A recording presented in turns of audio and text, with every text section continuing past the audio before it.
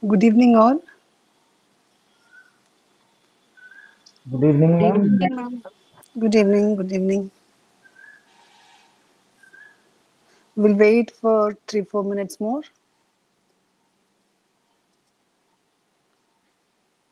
for others to join.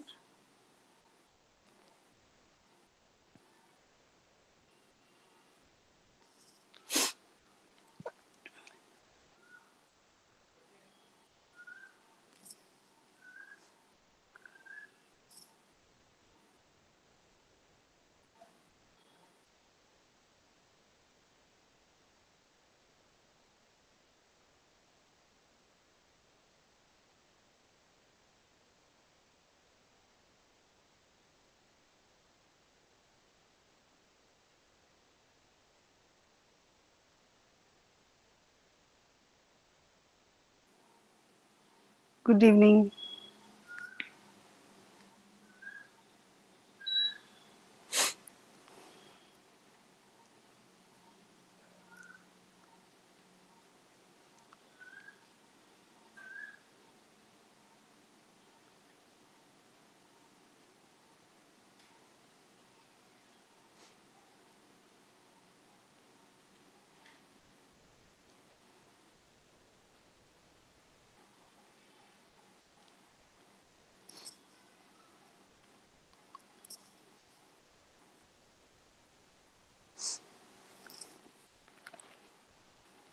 Am I audible?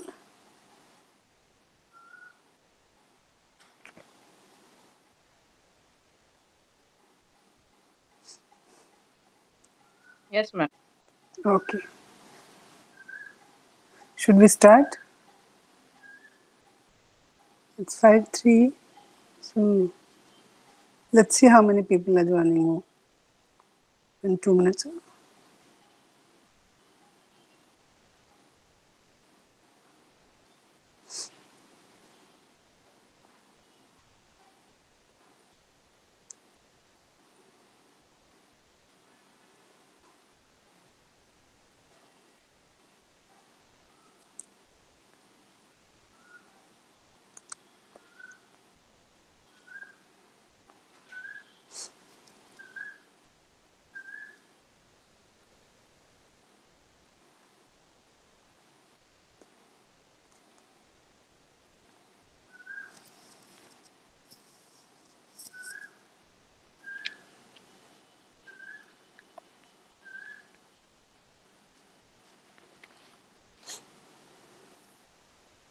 Good evening, madam. Good evening. Good evening. Okay. Mm, Today is my first class with your batch. So we'll be discussing about the underlying issues that we have addressed sometimes and we haven't addressed sometimes about adolescents and how to understand them properly so that we can be more effective as teachers. Okay, so before we start, since you all are teachers, also you have practical experience of handling students in the classroom, so you can share your experiences if you wish to, and we'll have the class this way interactive mode if that is okay. Does it sound okay? Ma'am, before you proceed, I request you kindly to introduce yourself so that we can understand you better. Then we will proceed, ma'am. Oh, okay. I'm sorry about that. This is the first time I'm taking your class, right? I'm Dr. Nivedita Das. I have been into the psychology field for the last 22, 23 years or more than that maybe. I've done my post-graduation in psychology from Delhi University, MPhil also from Delhi University, and I did my PhD from Bani Bihar, that is in Bhubaneswar. And also, I have been teaching in different institutes for the last few years. I was teaching in Bani Bihar in the psychology department as a guest faculty. But now I am under treatment because I have got a disease which takes time. I'm suffering from cancer So I've taken off for the last 2 years. So I'm taking online classes only. Thank you, ma'am. Thank you so much. It is very nice of you to interact with us. Kindly. Yes. Okay. It's nice to see so many teachers here. I've taken classes of teachers so many times. One workshop was there that was also about understanding and managing adolescent issues in Konark. That is how I started with IGNOU classes in 2022, I think. In 2022 or 2021. That is how my association with IGNOU started. The books are perfect and the books are so elaborate in your course curriculum. I just love the books. So the only book that you can refer to is the book that is given to you. You don't have to refer to any extra book. Okay.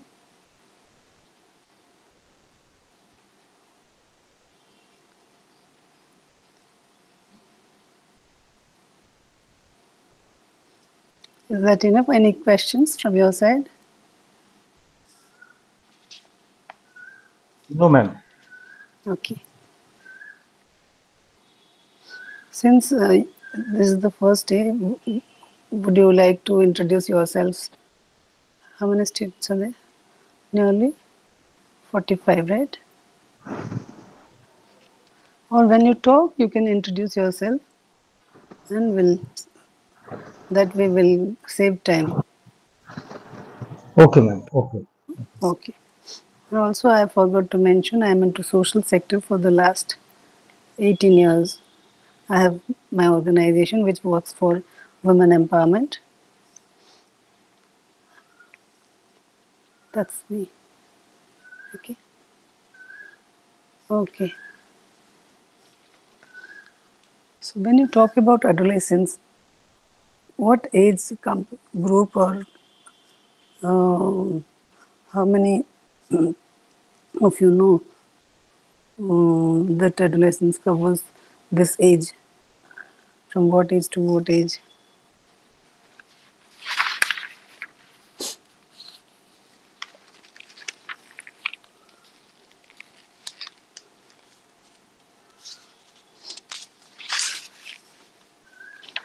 You have studied this earlier, or this is the first time you will be studying? I'm 13 to 18. Yes, but Sir, ma'am, pre-adolescent. 10 to Yes, 19. yes. 9 to 19 will be fine to call them adolescents because there are three stages of adolescence: pre-adolescence, middle adolescence, and late adolescence. Okay. So when you are trying to understand the adolescence, why is that so? Rather, it should be the adolescent should be teachers, should be understanding teachers what they want them to do, or it is this way better.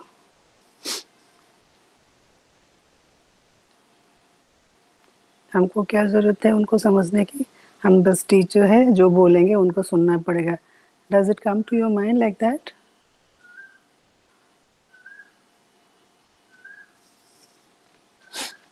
Yeah?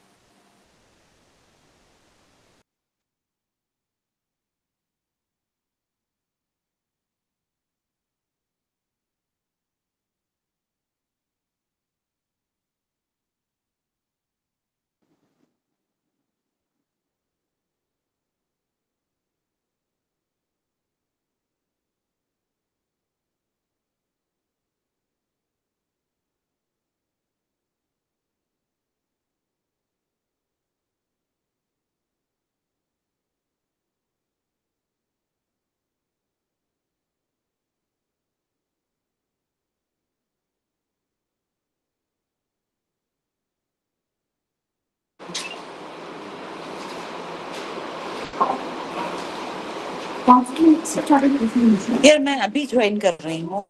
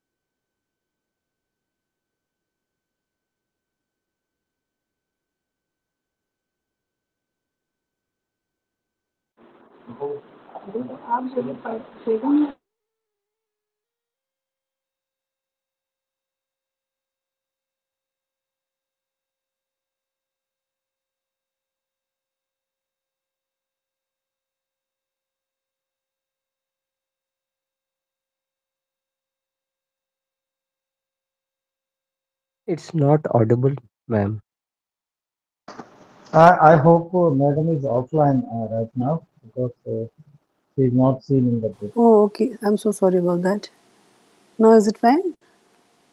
Now you are visible. Okay, I'm so sorry. I've got disconnected, then again I joined, so I forgot to switch on the mic.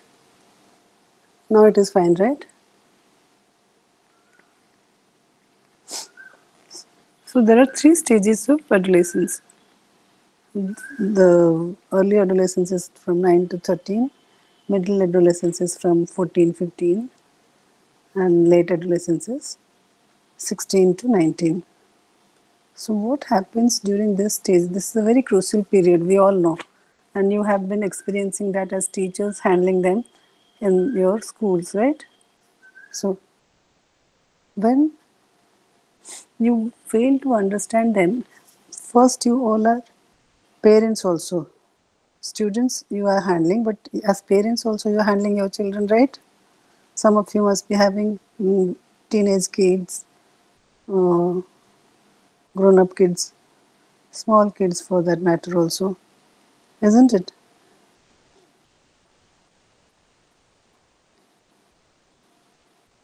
So this portion that I am going to teach is going to help you to apply the principles in your life first as a part of the family, how you can understand your children better, and also focus on the developmental patterns of the adolescence.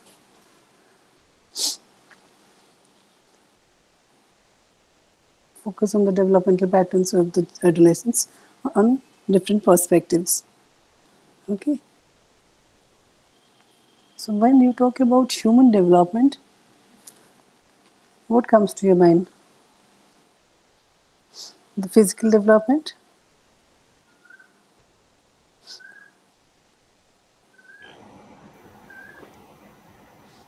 Psychological. how many types of psychological development? Okay. And when you say psychological development, that includes your emotional development and social development also, right? That is why we talk about EQ, emotional intelligence, in addition to IQ, that is a normal intelligence, because we try to see how the child is developing different aspects of its personality at different stages of his life. Okay, so human development is a continuous process we have been observing since long. It starts from conception to old age, right? So we otherwise call it lifespan development because it continues throughout the lifespan. For example, cognitive development. Cognitive means the higher mental faculties develop also, like decision making ability, analysis capacity, and other activities that people get involved with. All that continues developing till we grow old also. So that is why it is called lifespan development. So it describes the development describes the issues and challenges that we face while handling these youngsters. Adolescence is a stage of development, we all know, but what are the objectives that you will be studying when you are focusing on this portion? You have to understand that physical development is one part only, and there are other portions also which we'll be focusing upon, which is development that will carry them through the life. Okay, so there is this growth spot when you talk about physical development, how to facilitate physical development. So puberty is the period that starts with the stage of adolescence. Okay, so the body changes. We have to understand the students. Sometimes you must be feeling that why this kid is not listening to me, or why they are naughty, they are creating problem. So we have to understand actually they are going through a lot of hormonal changes also during puberty when they are getting their menarche, or the boys also go through physical changes. So they don't pay attention to the particular changes that they are going in their body because they think it is not to be talked about. But when all that development is related to the hormonal exchange, hormonal problems, then they realize that it can create a havoc in their life. For example, if there is excess of some hormone, then there will be development or overdevelopment. So there is this growth spot. Height, weight increase, different bodily organs, they grow and mature during this growth spot. Hormone changes similarly, they are the glands, which there is a gonadotropic hormone which is responsible for stimulating other hormones and for producing further pubertal hormones. So these hormones are responsible for the development of the child. There are these sexual characteristics also. We all know about this because we all have studied biology in your school, also you must be teaching. We'll just go through what is there in your book so that it all makes sense when we combine all that and focus on the overall development of the child.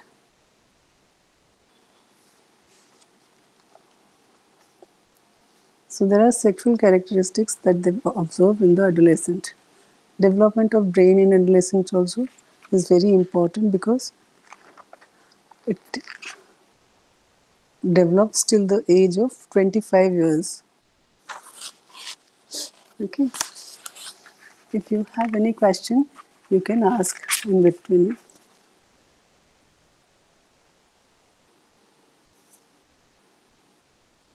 So the changes that happen in the brain also, there are different centers in the brain which control different activities of the human being, which is responsible for the proper adjustment of the adolescent in the social environment. So emotional development is something which is related to the when somebody is not emotionally mature, they will show the wrong kind of emotion at the wrong place. So emotional maturity is very important as they are growing and they are taught how to handle their own emotions. They don't cry anymore like a small kid when they don't get anything or they get scolded. They just keep it to themselves. So there is a prefrontal cortex in our brain which through which actually all of the activities like planning, organizing, decision making, all that happens. This is the main area that is concerned with higher activities. But when there is an emotional pain or sudden emotional change that the adolescent is going, the adolescent will immediately send it to amygdala. It will go to amygdala directly instead of going through the cortex, prefrontal cortex. So that is not a very nice situation. So that will help regulate adolescent behavior and reduce the impulsive action of adolescents. Impulsive actions have you seen in adolescents? To what extent they can go? When we say they are very impulsive.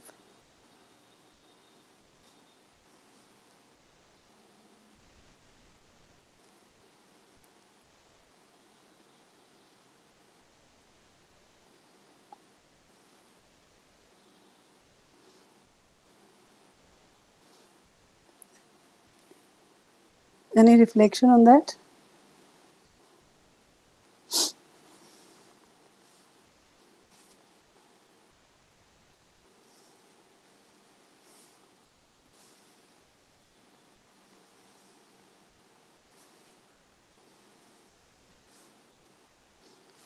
Okay. You all are not supposed to open your mic or what?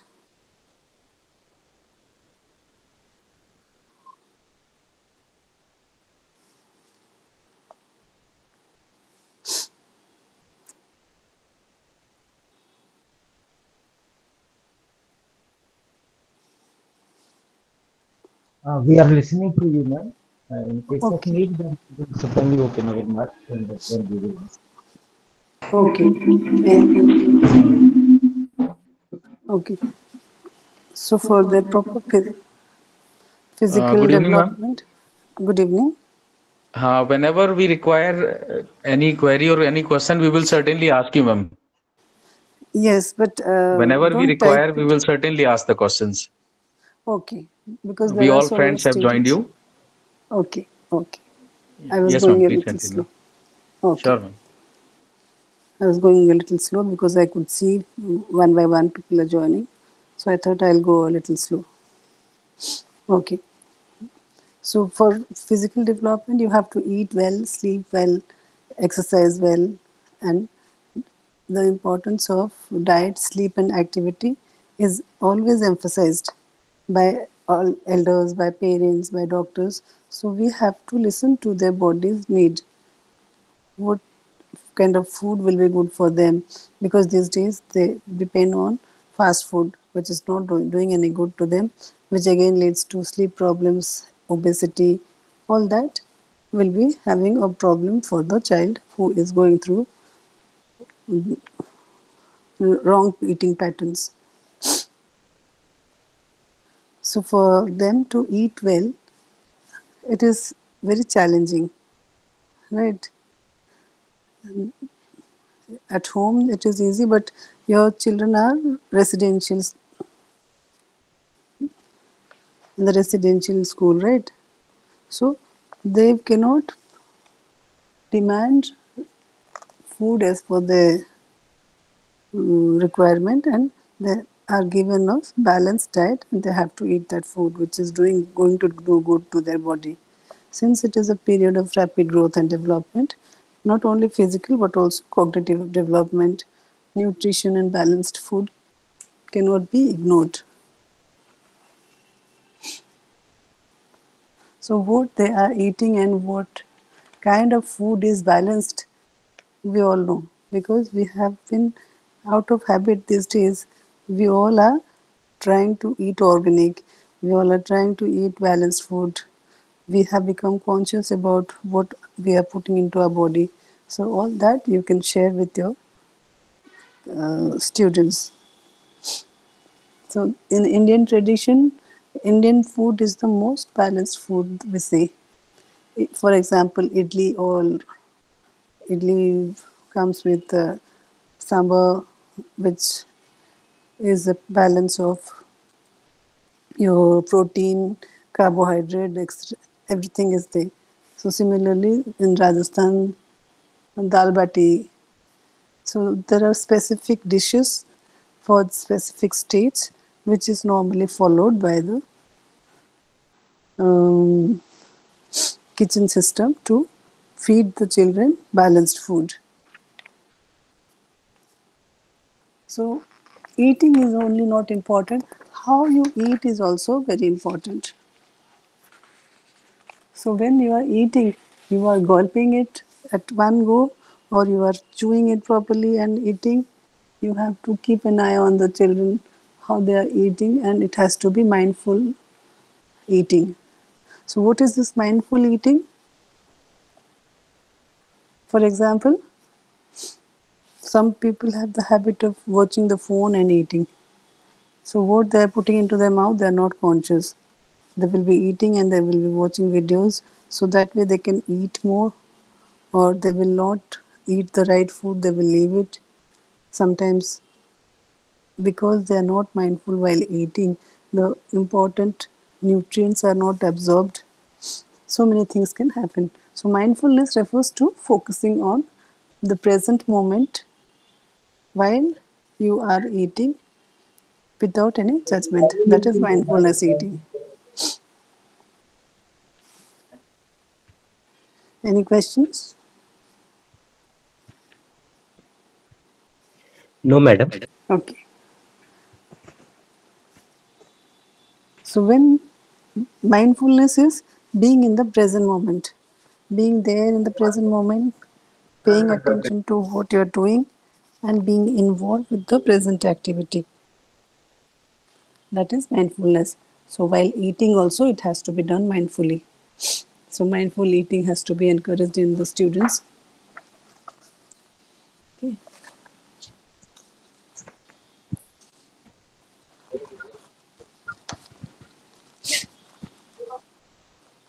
And sleep is also very important.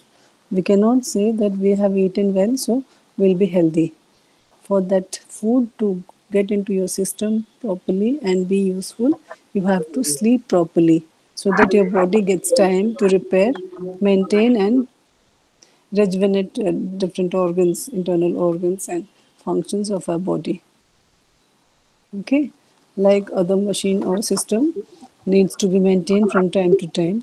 Our body also needs time to relax and function properly by repairing the organs. Okay, so sleep serves many functions related to our immune system, metabolism. Sleep is very important. Don't you agree? Yes, ma'am. Yes, ma'am. And how many kids are listening to this? No kid. करना है corruption है किसी के पैसे लेके काम करना है करप्शन है किसी को पैसे लेके काम करवाना करप्शन है होमवर्क आपको दिया गया आपने किसी फ्रेंड को धमका के होमवर्क करा दिया वो करप्शन है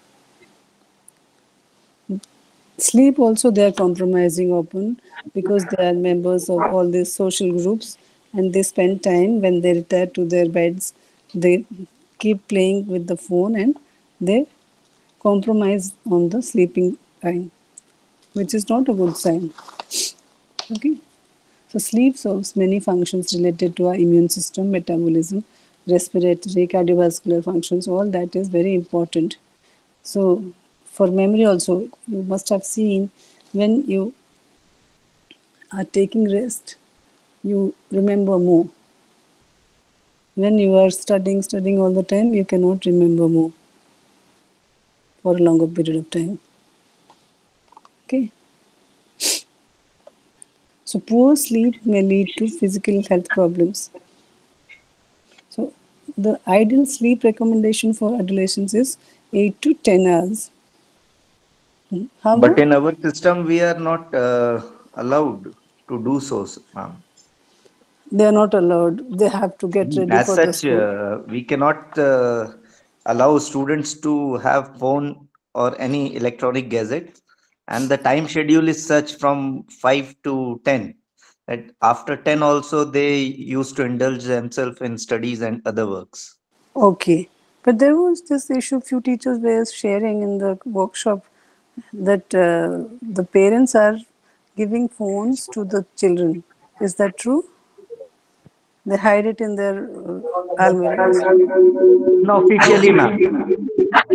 Unofficially, yes. That is banned. Yeah, that is banned.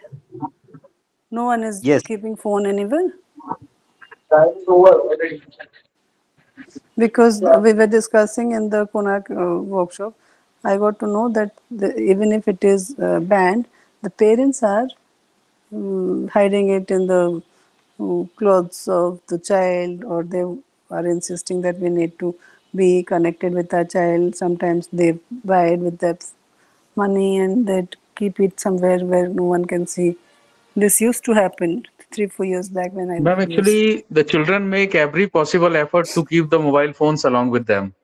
Yes, However, in our system, it is entirely banned. yes, So whenever they are getting chances, they are hiding the mobile phones. yes. What do you do? Because we are here This is focusing the on, main cause of indiscipline in our system. yes, but we are here to understand them. That is why we are studying how to manage and how to understand adolescent issues, which includes mobile phones as a big threat. Right. So how can you manage them? Because they'll be angry. You will tell them once, twice, then later they will do more mischievous things. So we'll see how we can make them peaceful and also take the phone away, if at all there is a phone they are having with them. Okay. So good sleep is very much required by the adolescents for them to grow properly, and good sleep is, even if it says 8 to 10 hours, I'm sure sometimes students are not getting enough time because of the 8 to 10 homework. hours, madam. 8 to 10 hours the ideal sleep time. Yes, madam. But are they getting this much time to sleep?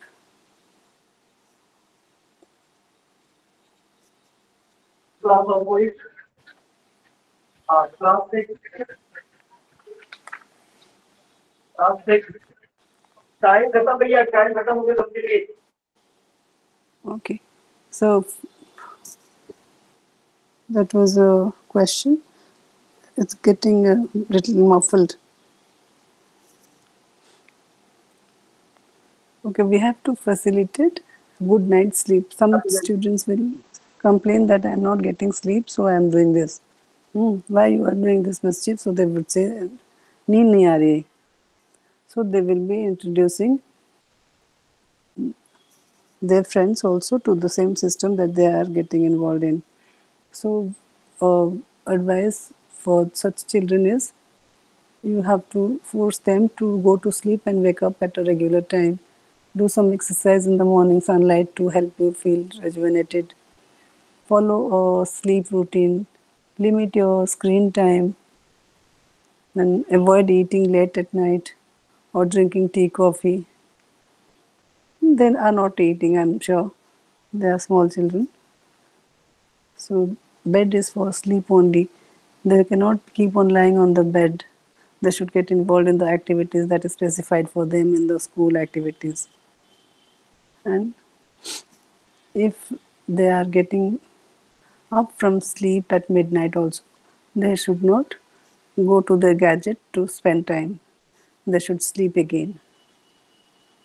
Okay. And exercising well is very important. They have to exercise well in addition to the balanced diet and adequate sleep. Adolescents have to engage in adequate exercise or physical activity. That is for optimal physical development. Okay. So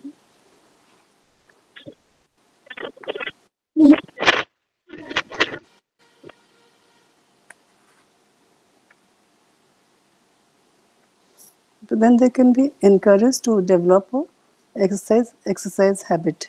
So integrating exercise into the daily routine of the student is very important.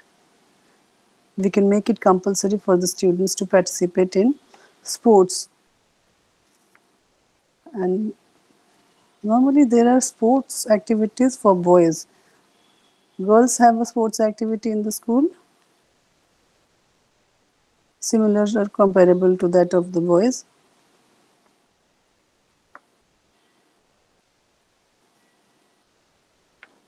Is it there? Yes, madam. Equally, they are playing equal times. It is not equal, right? So we'll make it compulsory for all the students, both boys and girls, to participate in sports, because both need exercise time for their body to grow properly. Then there is a school culture of promoting physical fitness. There are few schools which focus on physical fitness so much, and when they go for special competitions, they win the prize. You must have seen that. Few schools always achieve medals in play or in sports because they have a culture of physical fitness. We can include yoga in the daily activities of students. We can make exercise including yoga and sports a fun activity. So we don't have to make it a boring activity which will not interest the students to participate in. You can make it interesting by introducing some music, some other activities along with the yoga and exercise activities for the students. Okay, when we are talking about development, there is, I told you, cognitive development. What is cognitive development? Cognitive development is the development of higher mental activities. So, there are theories which will explain actually how cognitive development happens in children, because we always depend on theories. We depend on theories to understand some concepts. So, this was Piaget's theory of cognitive development. It is a process of assimilation and accommodation. It influences the formation of mental structures or schema. Schema is, what is schema?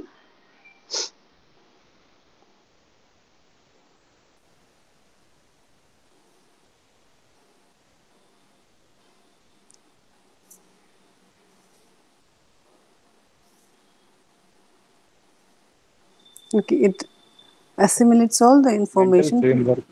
Mental framework, right. To explain something, there is a mental health thumb rule kind of thing, which will explain it properly, mental framework. Okay. So, the schemas in children, the structures, mental structures are formed and they assimilate all the information that they gather from their immediate environment and they use it to develop their mental framework. Okay.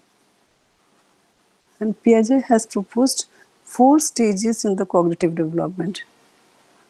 He talks about 4 stages of cognitive development, and the adolescents are in the formal operational period. There are different stages. Since we are focusing on the adolescents are in the formal operational stage. Okay. And formal operational stage is the last stage of cognitive development if we are talking about human beings and growing up stage.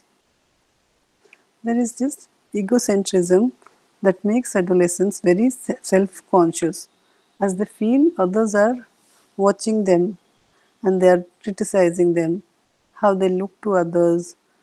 मैं ठीक लग रहा हूँ कि नहीं, मेरी dress ठीक है कि नहीं. This thought, this feeling develops during this stage. So that makes them very socially withdrawn sometimes, and sometimes they feel confident because they are dressing up nicely. So such thinking can create stress in adolescence, leading to activation of the center amygdala.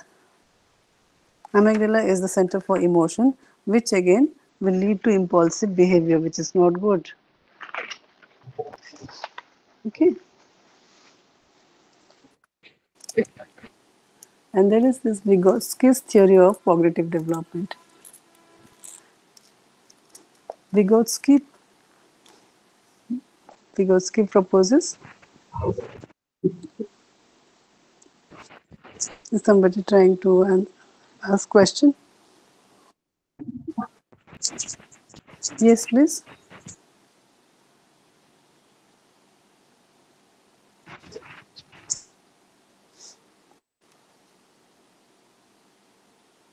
Those who have raised their hands, please ask the question.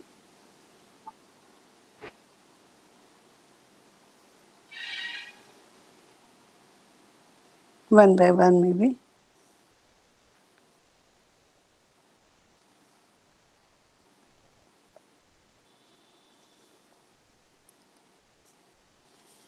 I guess there is no question. We'll continue. So Vygotsky's theory of cognitive development says that his theory is a socio-cultural theory. It views cognitive development as a socially mediated process. Socially mediated process means a person develops cognitively, his cognition develops as an interaction between the social setups. Socially mediated process in which children acquire their beliefs, values and cognition and interaction with other more knowledgeable members of the society. That is why we always ask our children to go with us to social gatherings, right? Even if they don't want to go, we force them to go because they learn so many things when they go to social gatherings by exchange of ideas, by watching them, by watching other elders and other children. They learn a lot.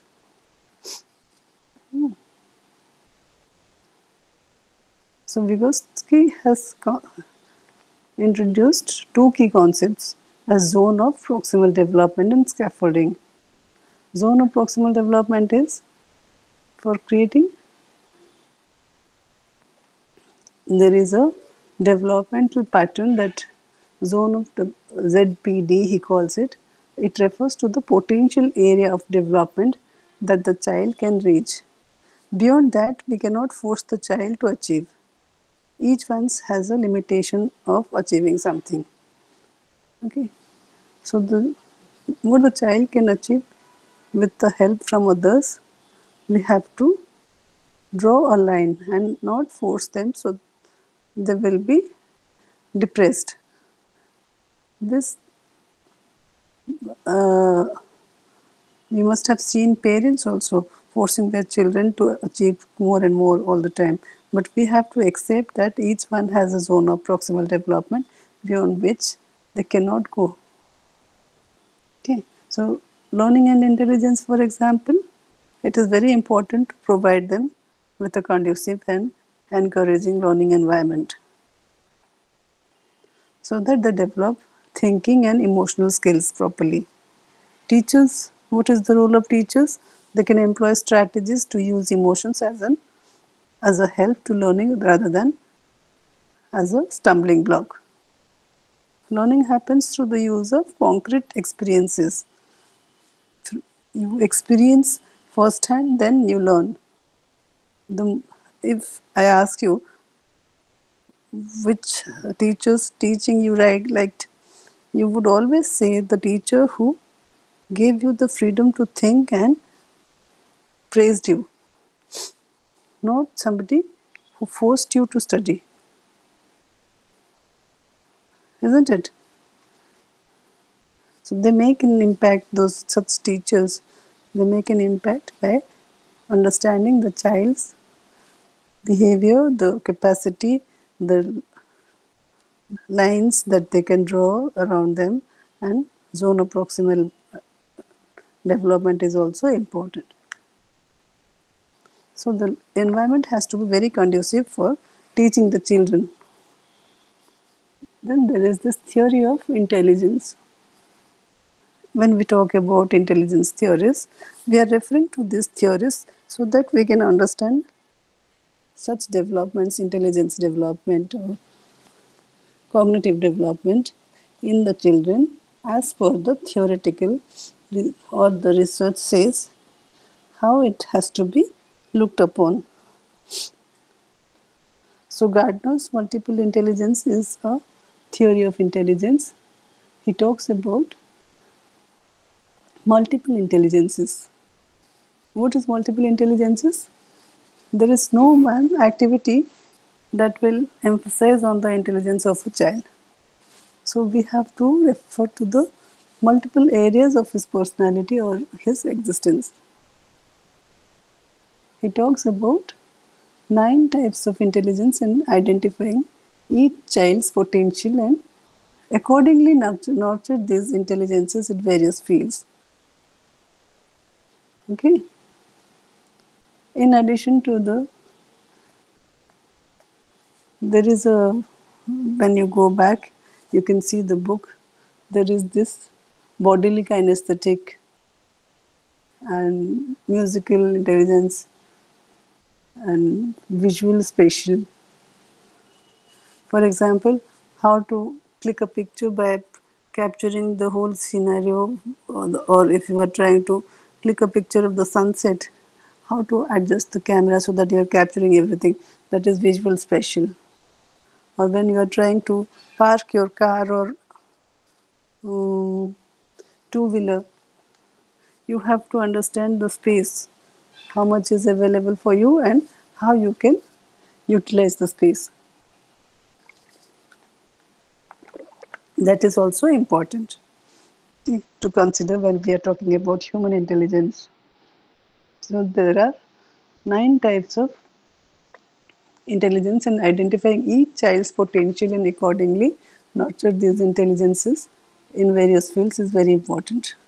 We cannot say that this child is dumb because the child may not be very good in studies, but he can be a master in other areas like music, instrument, arts, fine arts. Okay.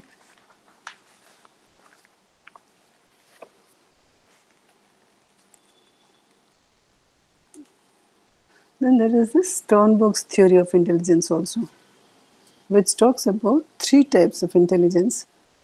Sternberg's intelligence talks about analytical, creative, practical. Again, practical is sometimes you will find some children are very smart, even if they don't do academically very good, but they come across as very smart students. We call them street smart because their common sense is very high. Does it happen in your school?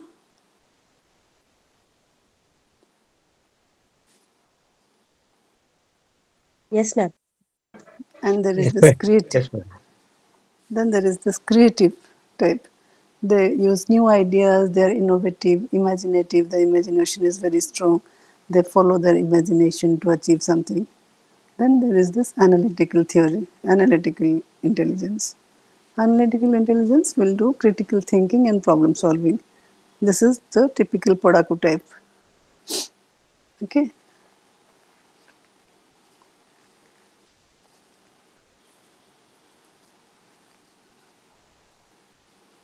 Critical thinking, creativity, and problem solving.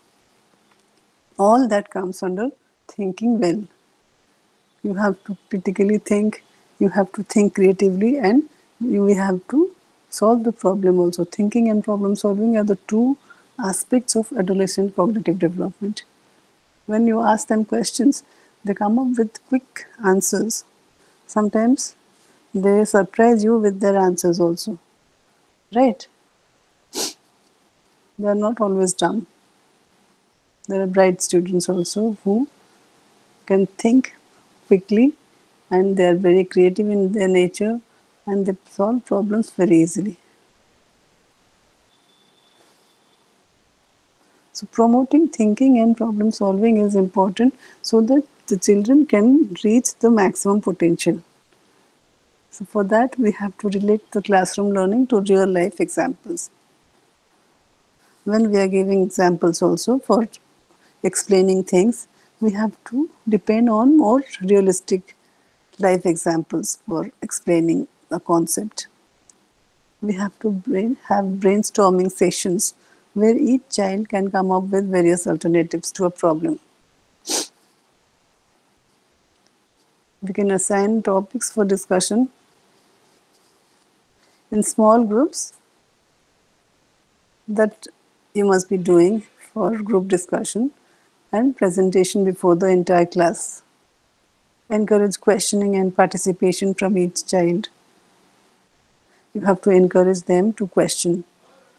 Even if they don't answer, you have to give them time, give them hints so that they feel encouraged and their personality also will develop and they will not have any fear towards any subject. Normally, we all have seen how students, especially about the subject mathematics, they're scared of. Even I am scared of mathematics even now, right? How many are scared of mathematics?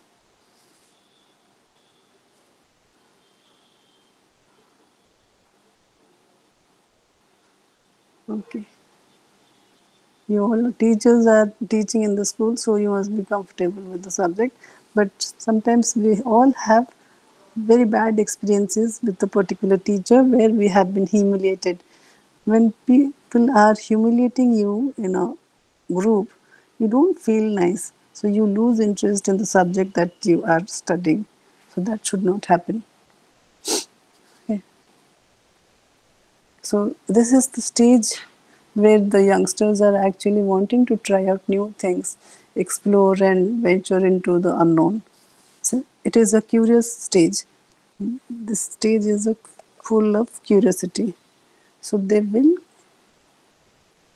be full of ideas. There will be more energy, enthusiasm, and courage in the adolescents to integrate with reality, rationally thinking, and problem solving. But at the same time, they are small children also. You must have seen children who want to be called children, and at the same time, sometimes they want to be treated as adults. Have you seen that? मैं तो बड़ा हो गया, मुझे क्यों बोल रहे हो अभी? At the same time, मैं तो बच्चा हूँ. They take advantage of that situation because they are confused. They're not doing this consciously because they are confused mentally, seeing the complex nature of the social system, then how people are expecting them to behave in certain situations, and others' behavior also perplexes them. Okay.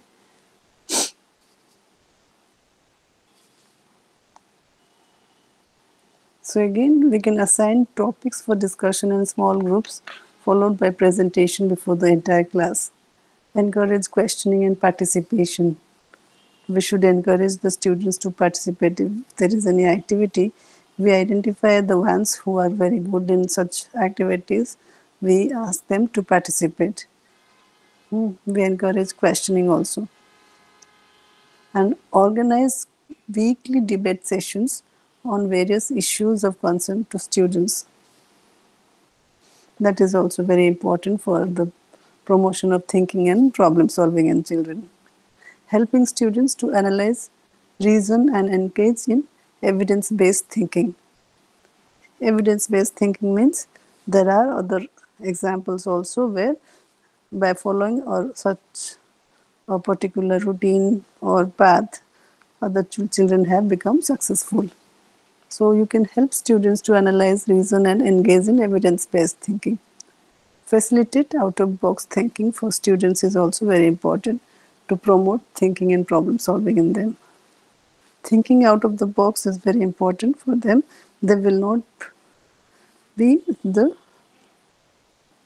old method followers, but they will be creative in nature. Okay. So cultural influences in physical and cognitive development also plays a role. Culture. What is culture?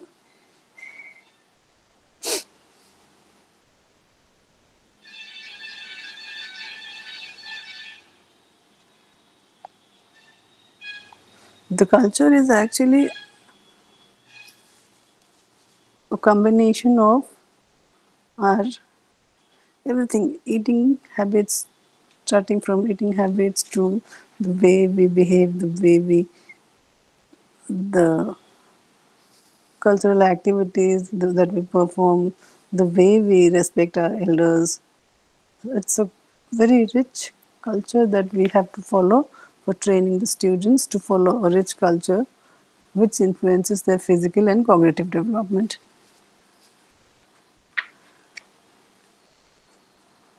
So adolescent stage is characterized by fluidity in age range.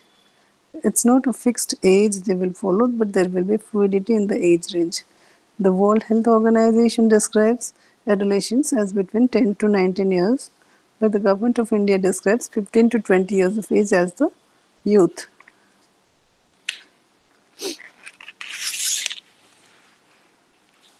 Okay. Any questions?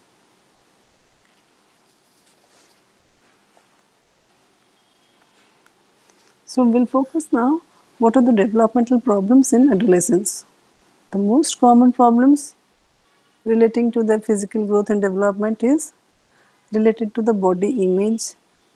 Body image means these days there is so much importance paid to the body image, how somebody is look. You should not be very fat because you should be looking in a certain way. You should be wearing dresses in a certain way because they are following their heroes or they admire something and they want to be like them. So all that is seen during this stage. So developmental problems are very important because body image is just one of them, which can be related to diseases also. So it can start with obesity or eating less. When they are obese, they will try to starve themselves from nutritious food and they will just try to reduce weight, which is not a good idea. And they will develop anorexia nervosa or bulimia. These are all diseases related to eating habits. Okay. So there are clinical disorders that you will see related to eating disorders. Substance use also is a possibility in adolescence. Disability arising out of unintentional injuries, interpersonal violence, all that is a problem related with the adolescent stage. They are normally in the process of forming their identity. What problems they go through is they are wanting to be independently handling their situation. They don't want anyone to interfere in their life. But they are not experts, they need guidance, which makes them sometimes behave like a child, sometimes like an adult. So they are actually wanting help, some good guidance from a trusted teacher or their parents. But since the parents are not available all the time, they will look up to the teachers as their ideals. Okay.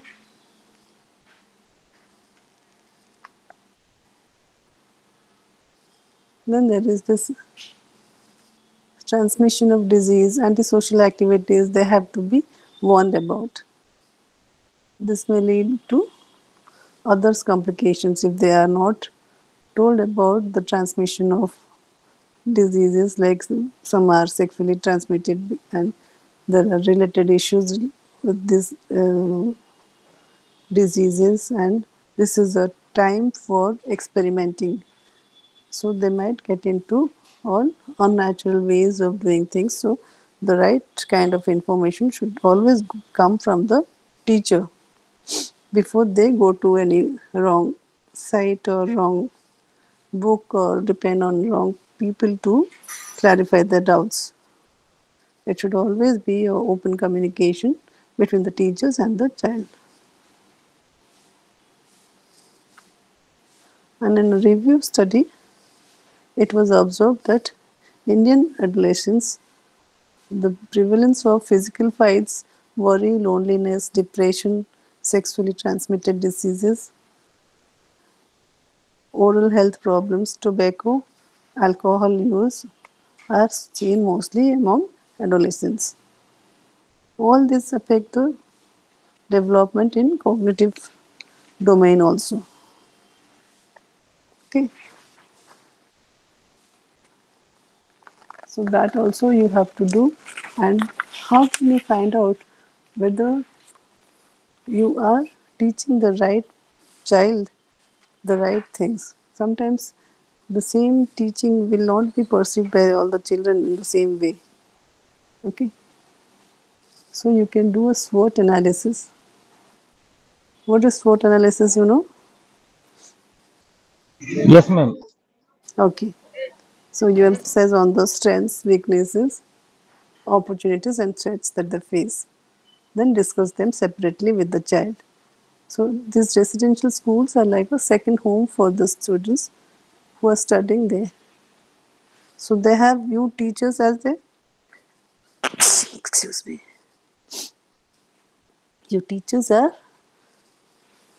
very highly held because they want all the answers, they get all the answers from the teachers, isn't it? And if it is a very friendly teacher who is friendly at the same time strict enough to handle them properly, when something goes wrong, then they will respect you more.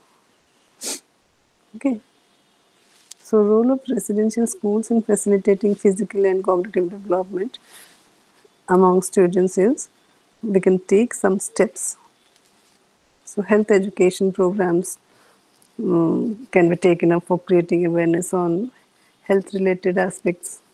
Then we can integrate health awareness into the curriculum program We can develop specific time for sports and physical exercise activities. You must have seen children sometimes are in such a mood they continue playing even after the playground time, isn't it?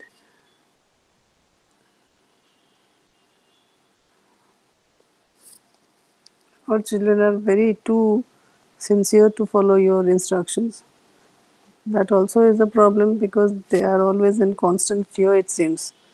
Okay, so there should be a little mischievous activity, and the teacher should play its role perfectly so that they are growing in a perfect childhood environment where they are respected. Also, they are being taught how to ask for favors if they want any favor from the students or teachers.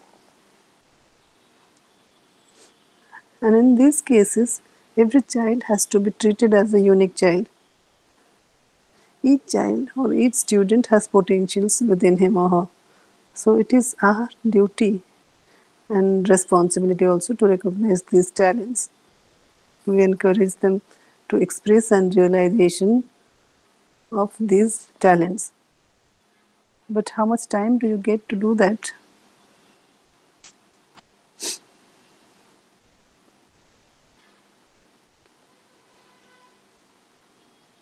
You observe a student having some uncanny um, expertise, but do you get the time to ask them to express it and realize these talents? Maybe no, right? You don't want to deviate from the normal system, isn't it?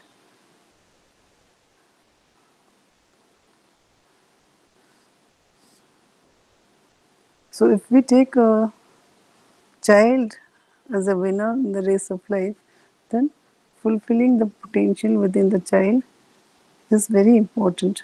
So the greater responsibility of teachers in the residential schools is to develop the student as a good human being, and for that a skill set to venture into the outside world. So the value set to guide them in the myriad paths of their life is very important. What kind of value system they're following. Okay.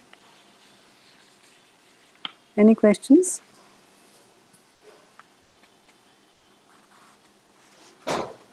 No, ma'am, there is No, no, ma'am. Yes. but I would like to say something, ma'am. Yes, please. As teachers, we are very much comfortable in our system. We have no problem at all whatsoever. Okay, Uh, very good. Whenever we are in the classroom, we teach them. They are very good students. But as soon as Hmm. they enter their hostels, Mm-hmm. all the problems begin there. Okay. And they become unruly individuals who are very difficult to handle actually. I should not use big words, but the fact is that they become really unruly and they forget Okay. each and everything what we teach them in the classroom. They Okay. behave nicely in the classroom and even in the hostels they behave nicely with us, but Uh-huh. we cannot live with them throughout the night hours up to 10 or 11 at night. Okay. What happens there only God Okay. knows, I right? understand. So most of the problems are faced by us not as teachers but as hostel wardens and housemasters. Yes. Yes. So we That. have the same individual behaving in two different manners, Okay. and all our students are of the same that particular age group from sixth standard to 12th standard. So they are all adults, Mm-hmm. and Okay.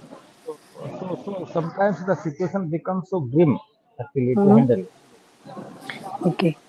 So in residential schools, actually, the child has to explore all other areas of functioning in the same school or in the hostel, right? We are not going to rob them of their childhood. A child will be naughty. If they're not being naughty, then it is a problem, right? रोज देखेंगे आप एक same सा डरता हुआ बच्चा आपको अच्छा नहीं लगेगा, है ना? You will think what is wrong with this child because there is this age appropriate behavior. These children have to behave in ways which is appropriate for the age. But if a 10-year child is crying unconsolably, loudly, then it is not age appropriate. You have to reprimand the child or teach the child how to use emotions in a better manner. Okay.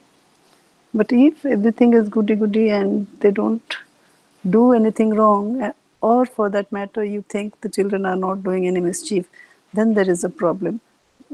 Because they are not staying or they're not going back to home, they are not having their parents with them all the time, and such activities will be there.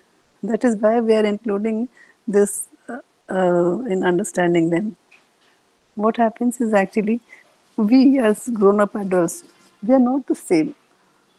Do you think we are the same when you are in this classroom or you are out in the street or when you are with your family? We all are different, right? Isn't it? Sometimes we are dancing with a child or wife or husband, and suddenly a student comes to visit you at your home or sees something that they haven't seen, a teacher being so relaxed, they will be reacting differently to the situation also. It happens, right? Or you as a teacher, when you come across a teacher who is differently behaving in his own area or in his own room, then you will be taken aback. अरे इसको क्या हो गया, ये तो ऐसा नहीं था, ये तो नाच रहा है ना? So we all have different personalities.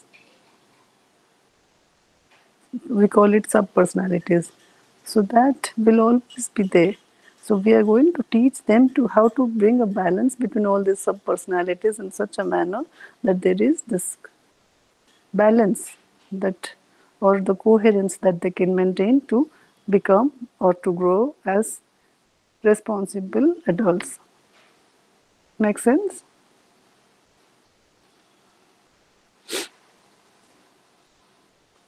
Right?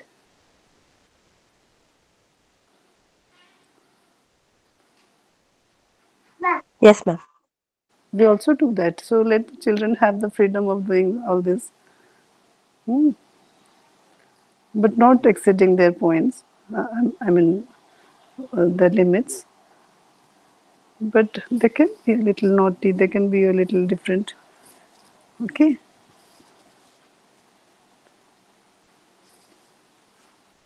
Any other question? Or we'll move to the next component.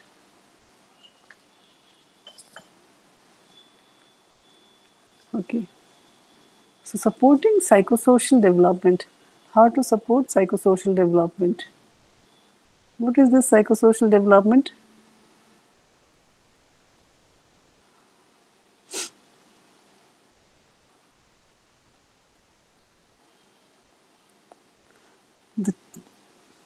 The child or the adolescent is growing in terms of physical development, in terms of cognitive development, and also in terms of psychosocial aspects.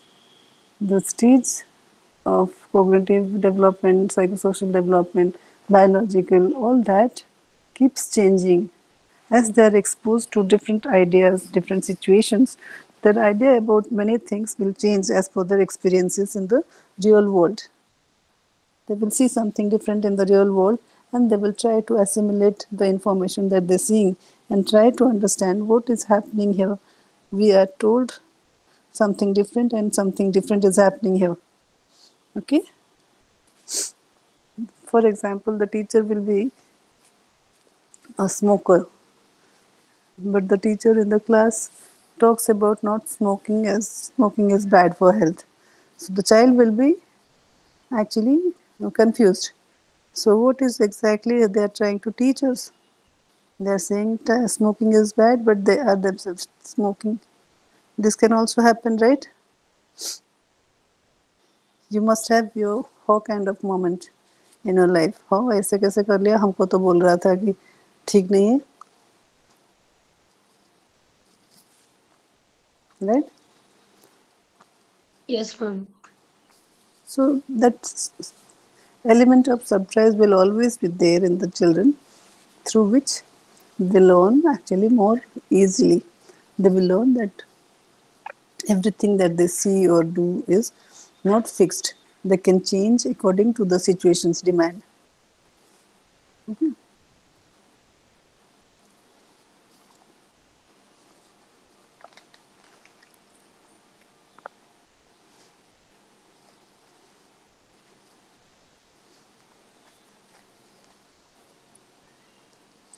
So, what is the psychosocial development? Psychosocial development is personal and social changes that occur due to cultural and environmental factors. Environmental factors means the immediate environmental factors, right? कहीं पे कुछ हो रहा है उसका impact तो नहीं पड़ेगा बच्चे पे. So what is happening around the child's environment and what changes are happening which is helping them to grow or which is harming their growth, all that we have to be carefully watching.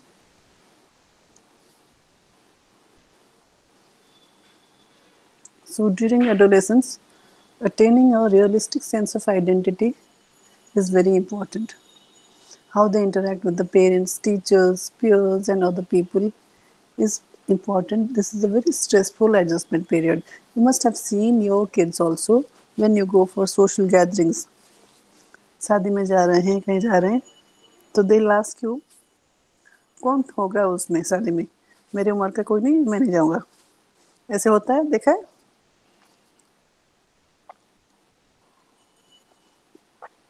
Yes or no? Yes, ma'am. Yes, ma'am. Yes, ma'am, it happens, ma'am, it happens. So they are judging the situation and they are trying to find their own identity actually.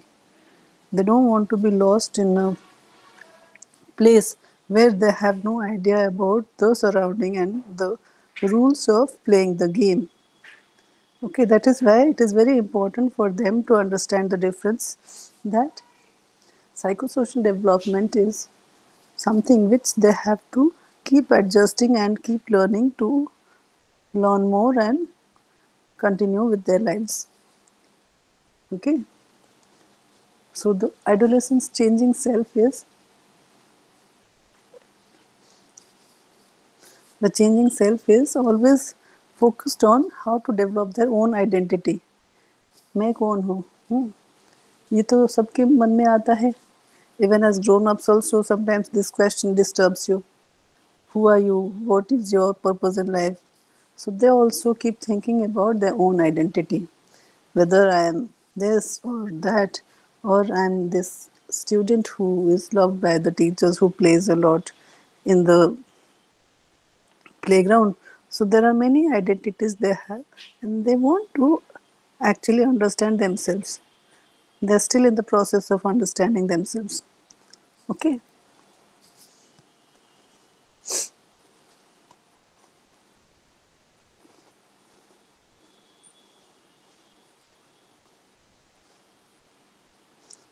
And how they celebrate, for example, Holi or Diwali in the school, since we are talking about the psychosocial development, how they celebrate these festivals.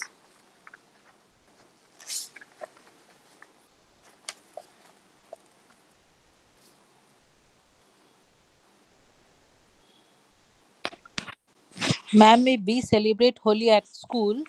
Together we celebrate Holi with very high energy. All teachers and students they celebrate Holi at school. But during Yes. Diwali we have this Diwali vacation, and students they celebrate Diwali at home. Okay. For safety reasons also, right? Yes, They ma'am. have to. Yes. So see, they are opening up when there is a relaxed environment in Holi, for example, right?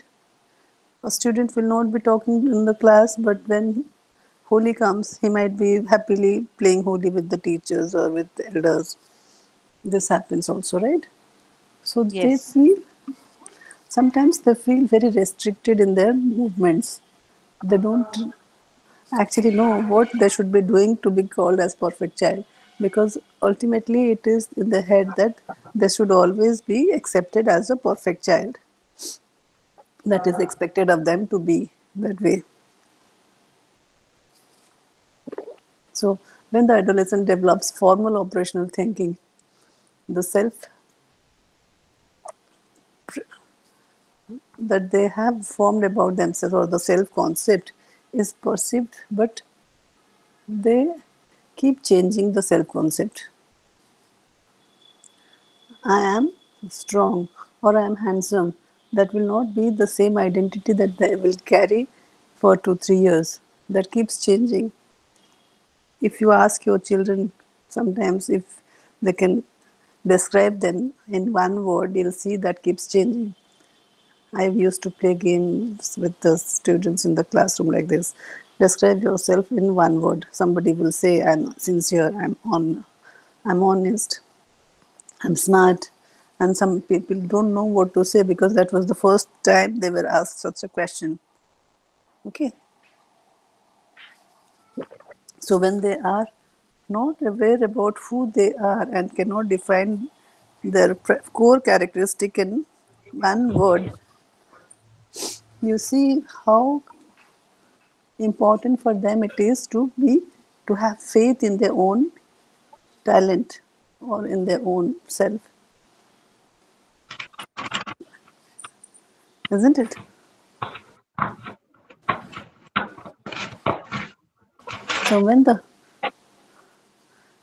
So there are few tips you can adopt in your classroom to raise the positive self-concept among adolescents, because they will not always be positive about themselves. They will have a poor body image. They will think, I'm not very tall, I'm not very fair, I'm not very... So all that is going to affect them when the other students are going to tease them.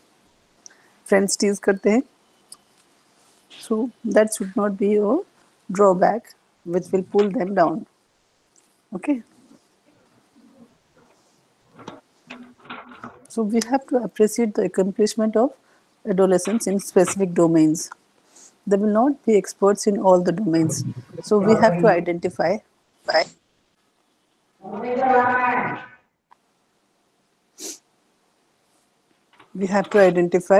the accomplishments of adolescents in specific domains and praise them.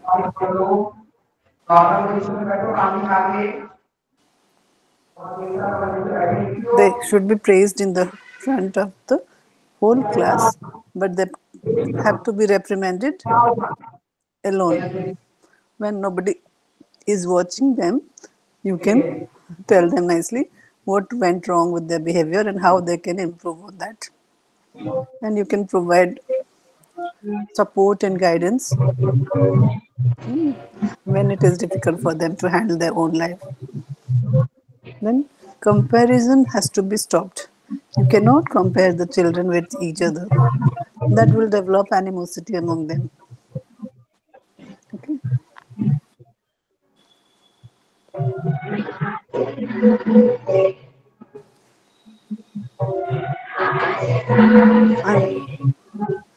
And there is this self-esteem.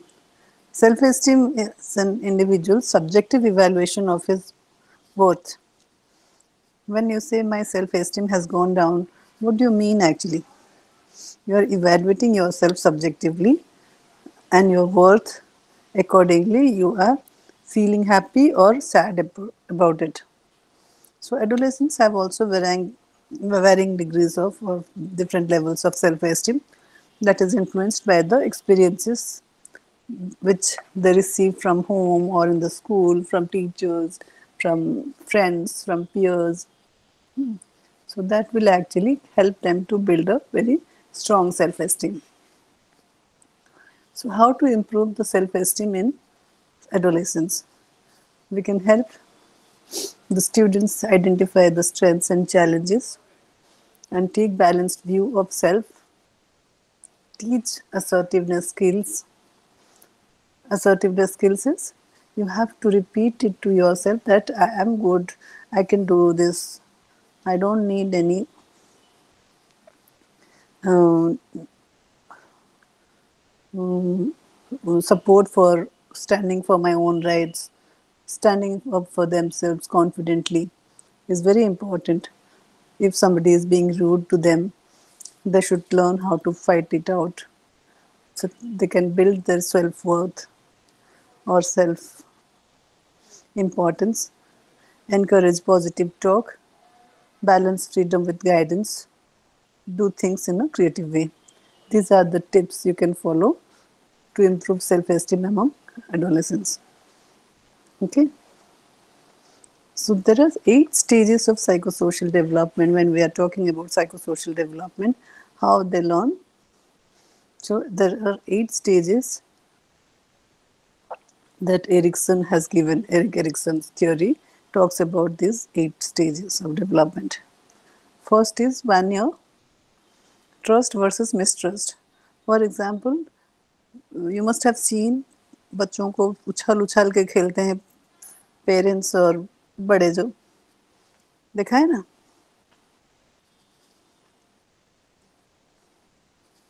So what happens when the child falls and gets hurt? They will not trust you anymore. तो देखेगा तो रोएगा because उसको याद आएगा कि ये मुझे गिरा दिया था. So what is the negative outcome of this activity actually at this age of 1 year, which is the state trust versus mistrust? They are having the opposing components of behavior into the same crisis period. Okay, so suspicion or fear will develop. Second stage is 18 months to 2 years, which is not important since it is not our adolescent group. We'll focus on the adolescent group. Fourth stage is 6 to 12 years, industry versus inferiority. So they compete with each other, take pride in their achievements, or they feel inferior. They have an inferiority complex because they could not achieve like their friends. Both are possible. And from 13 to 18 age, identity versus role confusion. That will always be there. You must have gone through this stage also. While growing up, we all must have gone through this. Okay, intimacy versus isolation again, 19 to 40.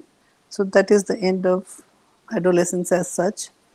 So this culminates in love affairs in the school. How many teachers have come across love affairs of students and found it very difficult to stop that?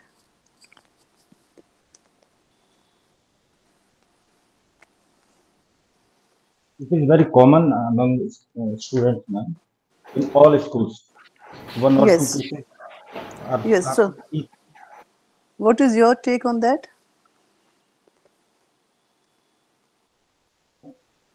What do you do? We sometimes try to counsel them, make them understand about their future, about their career, about their family, and sometimes they agree, sometimes they do not agree. You think this is normal or abnormal? Normal, ma'am. It is normal, okay. So we should always keep in mind that at such age, kids will or the adolescents will always be getting into such areas where they are not experienced enough. So they are, since they are so emotionally controlled by their own emotions, they might get very extreme. So for that, you have to be very empathetic and make them understand the priorities of life and prioritize things in the student life that they are leading in the school or hostel. Okay.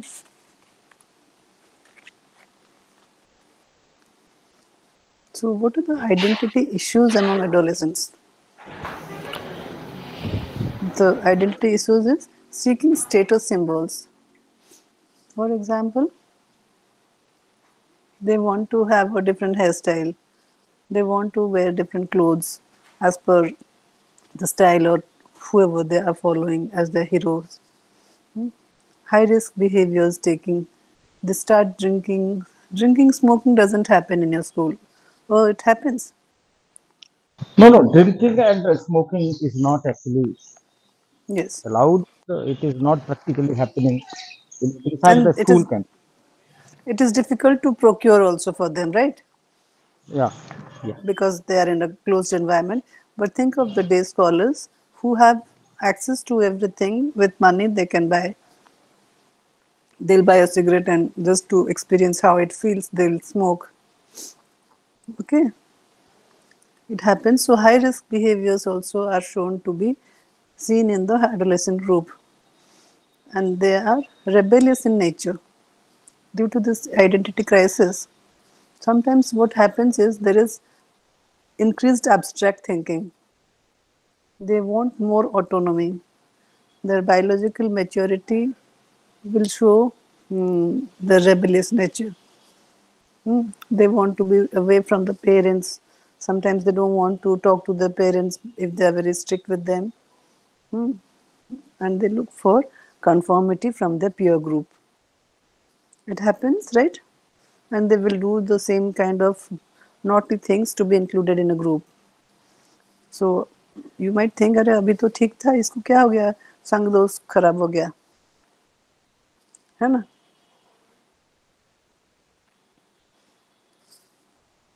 Yes, जैसे ma'am. बच्चे, so we are actually not going to blame the child. They are still trying to figure out who they are.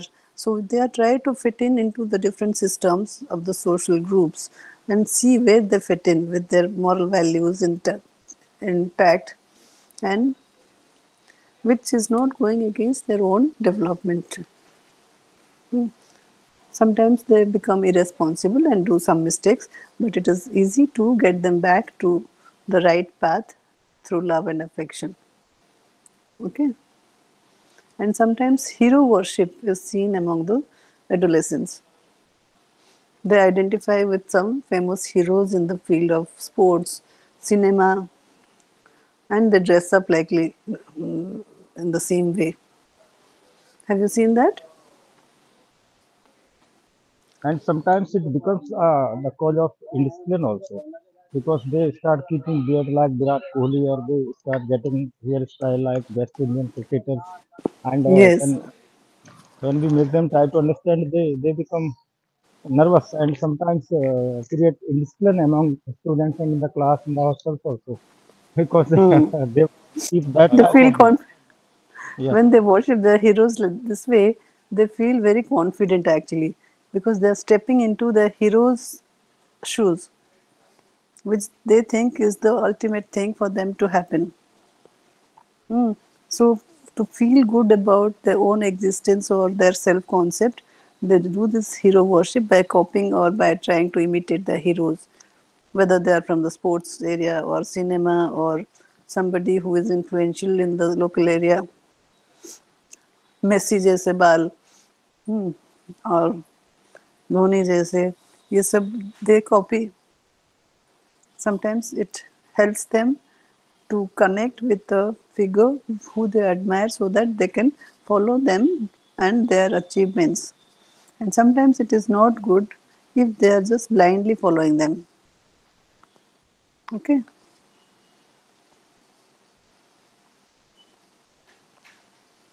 Sometimes you will see distracted students. They were very focused in the school. Suddenly, when they come to the next level, they will be distracted.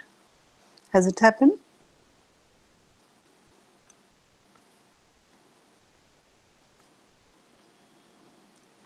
In the previous standards, for example, a girl was very focused and was doing good, was paying attention to the studies that was taught in the classroom. Suddenly she loses interest and doesn't pay attention to what is taught in the class. So what will you do? Have you come across such kind of students? Yes, madam. Yes, ma'am. What do you do? Because you are losing a good child to wrong things,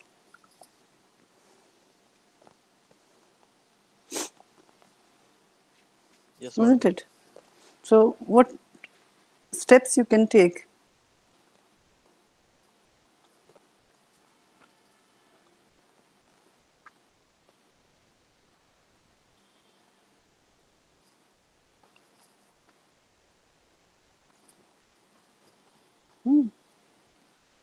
Okay. Counseling. Okay. You have a school counselor also in the school, right? Yes, ma'am. Do you refer the cases to the school counselor always? No, sometimes. Okay. What is the criteria for referring them?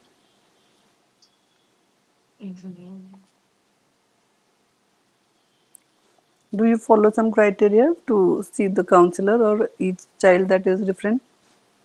You send them for the sessions with the counselor.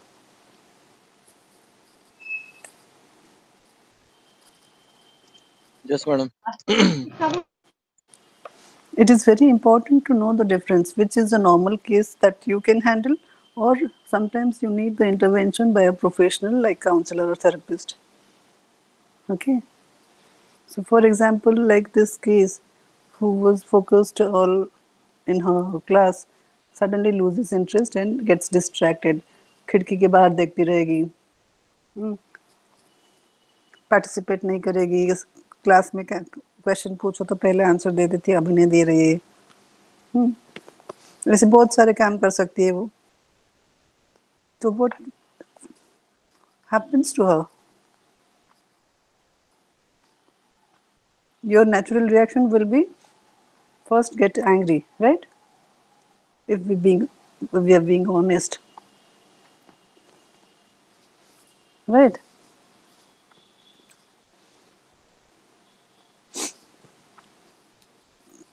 वो duster लेके table पे आवाज करना, नहीं तो उसको distract होने से डांटना, ये सब करते हैं हम, because we have different expectations from such a good student, right?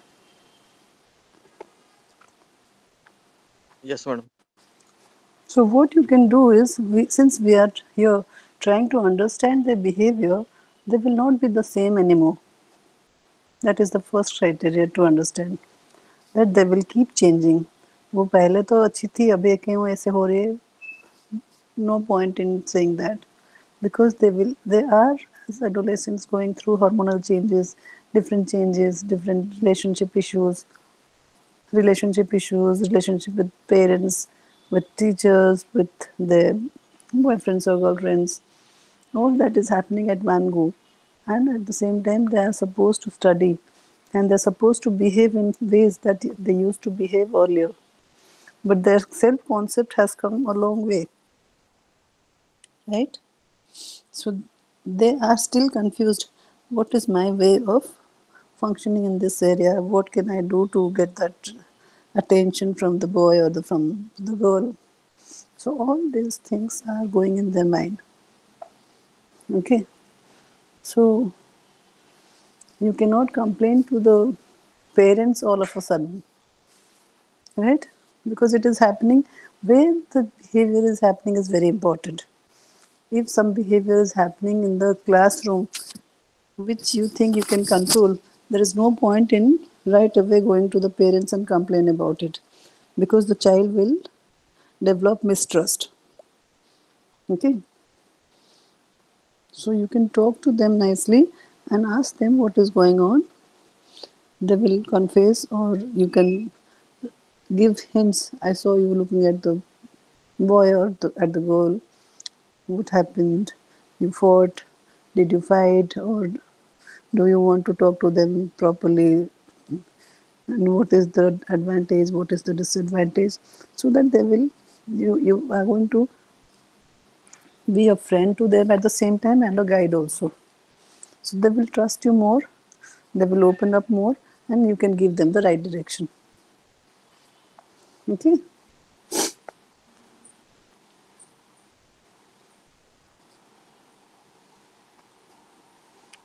And also it could be when they are losing focus in studies, also it could be because of the hormones.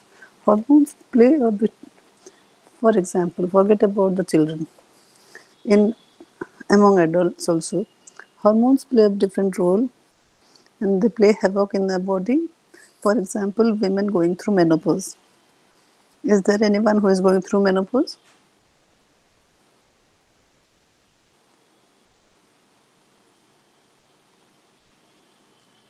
Yes, ma'am. How is the feeling? Very confusing, ma'am. Mm. So for children, you can imagine they are also going through hormonal changes and they don't have anyone to ask, right? So we have Yes. to, mm. So we have, Especially mentally, we are most of the time we are disturbed. Lots of mood swings. yes, and we expect others to understand us, ne? Yes. Nobody understands us. Not nobody will understand. Same way, children are also ignored. If we are telling the truth, then we also don't consider that they are going through hormonal changes, they are at puberty, so this is common. I should not be telling her, I should not be scolding her. All these thoughts don't come to us immediately, right? First, we will reprimand them that this is not the right way to be in classroom. Later on, maybe when you are talking to the child separately, you can understand and tell them, I understand this is what people go through, but there are different things you can do at this age, not this, right? So we have to understand so that we can manage them well. Only when we can understand why aspect of their behavior, why somebody is behaving that way, what happens to them, what is making them behave in such a way, can I of help to them in some way, then only the right solution will come when you interact with them. With this background in your mind, if you are going to help them, they will definitely listen to you. Okay. And there is this sexual orientation of children. Have you heard about this LGBTQ community?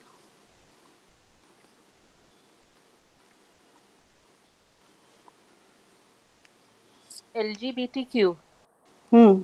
Yes, ma'am. Okay. So since uh,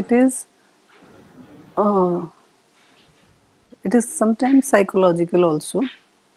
Okay. Okay. All right. All right. So what happens is sexual orientation is a very fleeting part of our personality. So, Excuse me, ma'am. hmm, Generally, we do not talk about this topic mhm, with the students.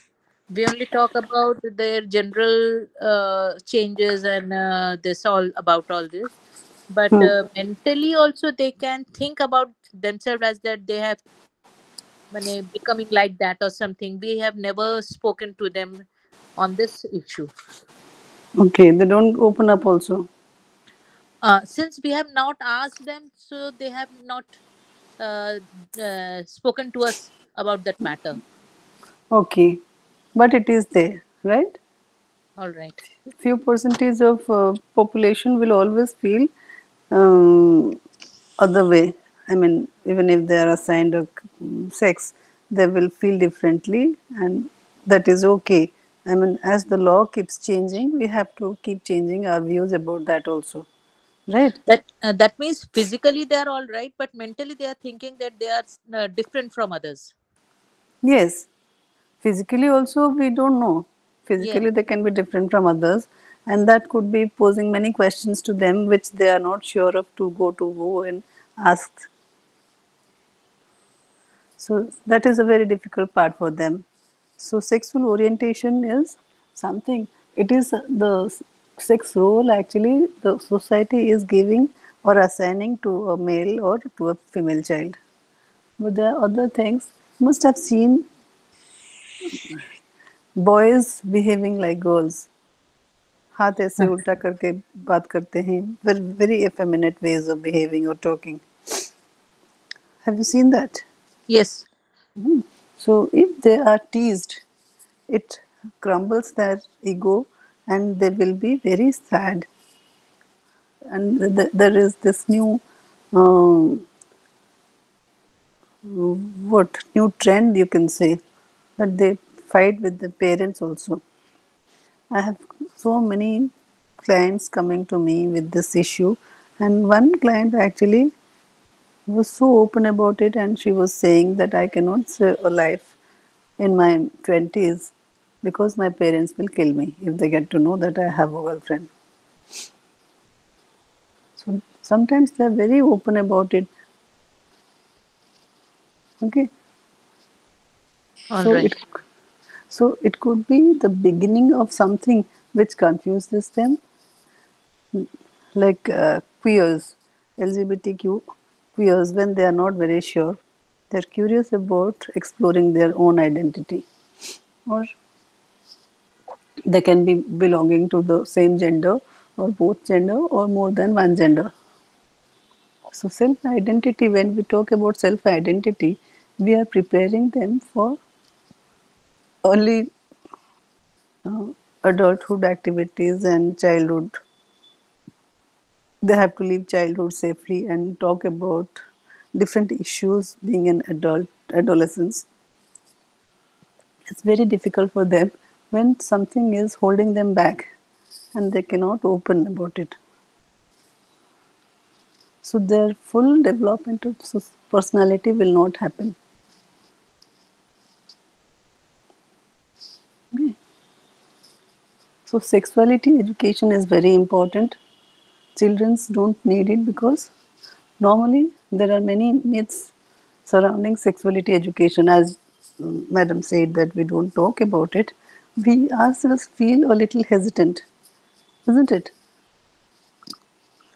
Actually, ma'am, we talk about sex education. We talk about good touch, bad touch, and all these things, Mm-hmm. and their hormonal changes and their physical changes.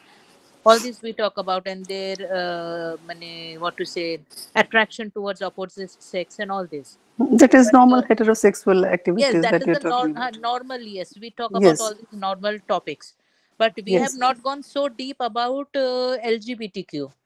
Okay, but since the time is changing, I have seen a lot of changes in these youngsters. They are so open about how they feel. I mean, even if they are coming from local backgrounds, not from big cities, they have these ideas that, they are more in love with a boy or being a girl. She would admit that love this girl more than that. I want to spend my life with her. So I'm talking about sexuality education. Sex education is very, Yes, different thing. yes. Okay. So in sexuality education, actually, you think children don't need it because nobody taught these things in our generation. We never talked about such things, right? So we also will dismiss it, saying that what is there to talk about, isn't it? So children are as such, they're very innocent. They're just following what their thought tells them to do. By teaching these things, we are implanting bad ideas in their mind or sending a signal that, they might think that this is also a possibility. But this is a myth. Either they have it or they don't have it. But educating them about new things is not bad. There is, of course, a what do you call age for that, and they will not open up before that age. When they study different literature, different people's lives, all that will help to come up with their own ideas about sexuality. Okay, so sexuality education normally aims to teach children about understanding the body and mind. It's not only body but mind also, in the context of personal and interpersonal contexts like gender, social cultural norms, and emotional regulation, and how it hampers the self concept, so badly. There was this young kid in a school in Cuttack who was a little effeminate. Being a boy, he was very caring. He was a good student. He used to walk like a girl, behave like a girl, sit like a girl. But he was very empathetic, better child, better student than others. But teachers started making fun of him also. Then it affected him so badly that he became a dropout. He never went to school. For 1 year almost, he kept crying and didn't have the courage to share with her mother what happened. Father was not there, he was dead. So imagine the difficulty of a child who has to go through all these problems because of lack of skills by the teachers how to handle this. When teachers do this, teachers should not be doing that. And when it is addressed as a important subject in a combined classroom, then they will respect such feelings also in each other. Right?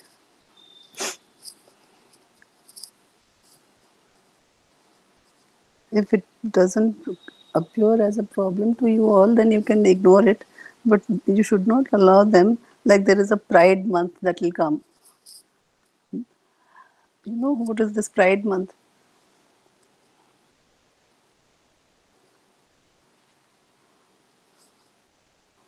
All this LGBTQ community, they go out on the street and celebrate their sexuality. So that will create a question in their mind actually. What they are doing, do I belong to this group or I belong to this normal, so-called normal group? So these confusions should not be there. They should be very open to the new ideas that is there around the world, because we are we are global citizens, right? We are just not sitting in the corner because we are staying in Odisha or in any other state. We cannot say that that is not a part of our understanding. We have to understand students and children so that we can do justice to their thinking and to their development. So emotional regulation, the social norms are very important. Okay. And they have to develop a healthy attitude towards their gender, health and psychological well-being. This will also help in the adolescents making right, responsible choices in the context of relationship. When they are thinking of relationship also, they will be free to choose their partners. Healthy habits overcoming. Imagine about a person who was criticized for being a certain way and being ridiculed for the whole life. So he will make changes into his own thinking, thinking that my thinking is wrong, whereas it is not. So it will kill a part of his personality and he will not be happy, fully happy. And if somebody is not happy, the family that he is going to create in future will not be a happy family, because he will always blame the society for making him do choices which were of no interest to him. Right?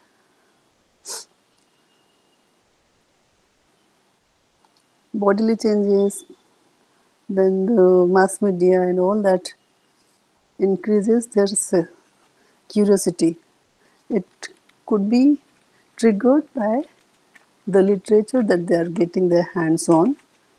So it should be coming from the teacher who is an expert and who they value as a very important person in their lives. So they will definitely listen to the teacher than reading all these books or discussion among students about these things.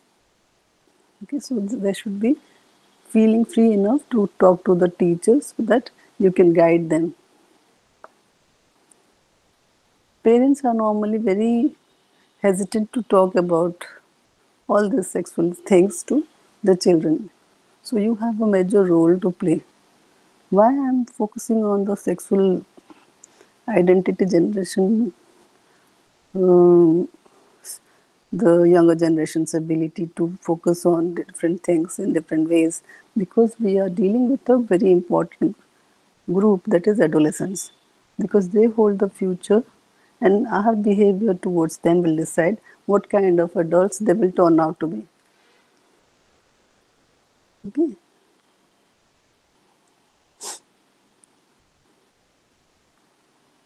So sexuality is a construct which is based on physical, psychological, social, emotional, moral and ethical perspectives. and it expresses oneself as a particular gender. You cannot be more than one gender. Ma'am, please repeat your sentence again. Sexuality is something that is an identity actually. We are not talking about the gender identity. Gender is something the society is assigning to the boy or to the girl. If it is a boy, the boy should be behaving in a certain way. Boy should be going to the market to bring things. Boy should be allowed to climb the tree. And if it is a girl, she should be helping the mother in the kitchen. These are socially assigned roles that we see normally. But sexuality education, sexuality is about the identity that one has based on a particular gender, and who the person is very important. What they think of themselves is very important. It's not about how the society will see it. It is about how they feel about themselves. Clear?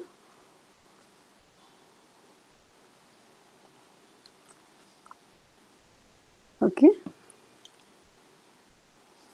Yes, ma'am.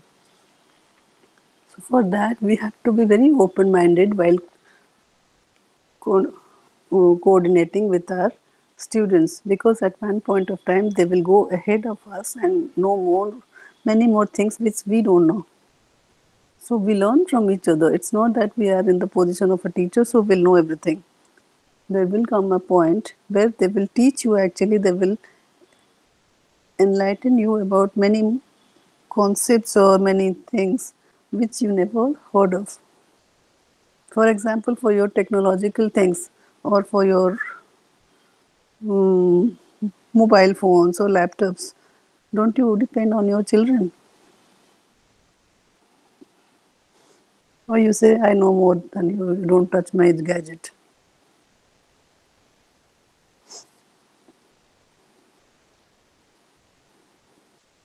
You depend on them, right? Sometimes, not always.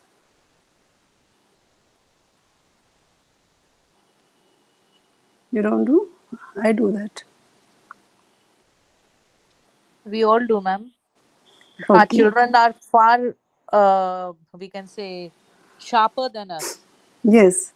So we'll not dismiss any idea that is coming from these minds, because it could be something which will help us to learn and help other children also. As a teacher, we can help them more. In this regard, when we talk about the choices these adolescents are going to make, the teachers can sensitize the adolescents about protection of children from, as you said, good touch and bad touch. Sexual Offences Act, there is, which came in 2012, POCSO. Have you heard about it? Protection of children from Yes, ma'am. sexual offences. Yes. Yes, yes. Yes, ma'am. We Yes. conduct program also on this topic in Okay, our very school. good. Okay, so this will enlighten them about their own rights. When something wrong happens, what to do, where to go, what options are there, all that they should be doing. And school should identify potentially the risky places and activities where sexual offences can happen. You have to protect the children from harmful situations and teach them what to do and where to stay.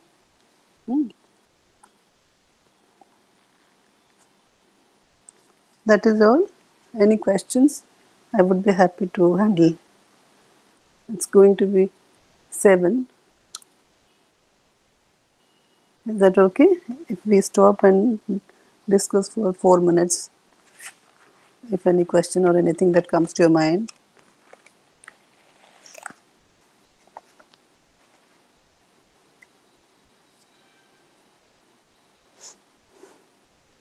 That's all. That's all for today then. Okay, ma'am. Ma'am, I would Okay, ma'am. Yes. Okay. There is somebody who is wanting to ask question. actually, I am not going to ask any question, ma'am. Rather, I would like to express our sincere thanks and gratitude on behalf of all the participants who are joining, who are listening to you online. So I must thank you from the bottom of our heart for being the speaker for this program. Madam, thank you. Thank you Thank you. so much. Thank you. It's all my pleasure. I got the chance to interact with you all. We'll have more discussions tomorrow. Okay. Thank you very much, ma'am, for your precious information. And possibly all these things we learn it in a maiden time. So we are looking forward to get some more fruitful things in the days to come. Thanks a lot, ma'am. Okay. Thank you. Thank you all. Bye. Have a good night. Have a nice Thank time. you so much, ma'am. Bye. Thank you, Bye. ma'am.